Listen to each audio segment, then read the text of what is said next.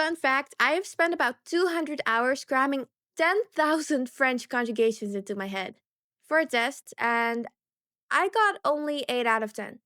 I do not recommend. Today, I'm sharing 5 language learning mistakes that I made so you don't have to. The first one is cramming a bunch of vocab into my head without knowing how it's said. To this day, I will still say catastrophe if I'm in a casual conversation with someone. It's not catastrophe. It is catastrophe. It is catastrophe. And you might get a bunch of words like these without you even knowing.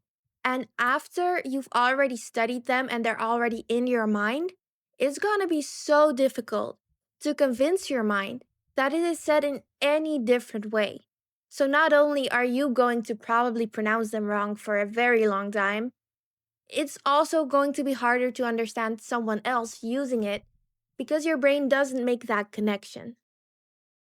Number two is using material that is way too difficult for your current level. I don't mean that if you're reading a book, you should be understanding the full book or else it's too difficult. But let's take a page out of that book. If you had to look up practically every single word in that book and you weren't having fun and it just felt like a chore, your mind is going to get so exhausted. That is the most important thing. Your mind is not going to be able to keep up with that. It's not going to enjoy the activity. It's just going to make you very tired. On top of that, I'd say it's a very slow way of learning. Because, yes, eventually, if you keep looking up every single word and making a sentence with it, yeah, you will learn. But imagine if you use something that is at your level or slightly above your level. That way, you would have been able to understand 80%. And your brain is going to be able to remember that 20 extra percent a lot easier than it would understand the full page that you didn't get. Number three is easier said than done because I still fail at this. It's practicing inconsistently. One day you feel very motivated and you make your schedule. You're telling yourself, I'm going to practice French for an hour every single day at exactly 6 p.m. And then it's 6:05 and your motivation has been dwindling and you tell yourself, it's too late, I'll do that tomorrow again.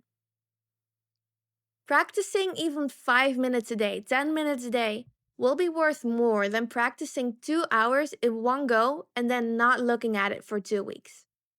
Your brain learns more through repeating stuff daily than it will do learning something all at once and then just not looking at it. Number four is being scared. If I were to apply this to myself, I would apply it to speaking specifically. I have always been scared to speak, to make mistakes. If I write something, I can look at it, I can correct myself before someone else notices. I will notice it myself, or I will let a computer go through it and tell me if it's correct or not. But speaking doesn't work that way. I'm talking to someone and I make a mistake, and they immediately know that, if it's their native language at least. And that's very scary, but it's also really important to go through that. Because after a while, you're likely to run into the issue that I had.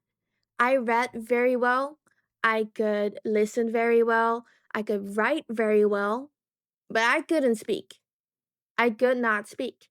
It just felt like whenever I was speaking, every single bit of knowledge that I had wasn't in there anymore. And whatever you're scared of in learning a language, that is also the part that's probably gonna need the most effort to grow. But it's only going to grow if you actually start that practice and stop being scared. Number five is using subtitles in your native language.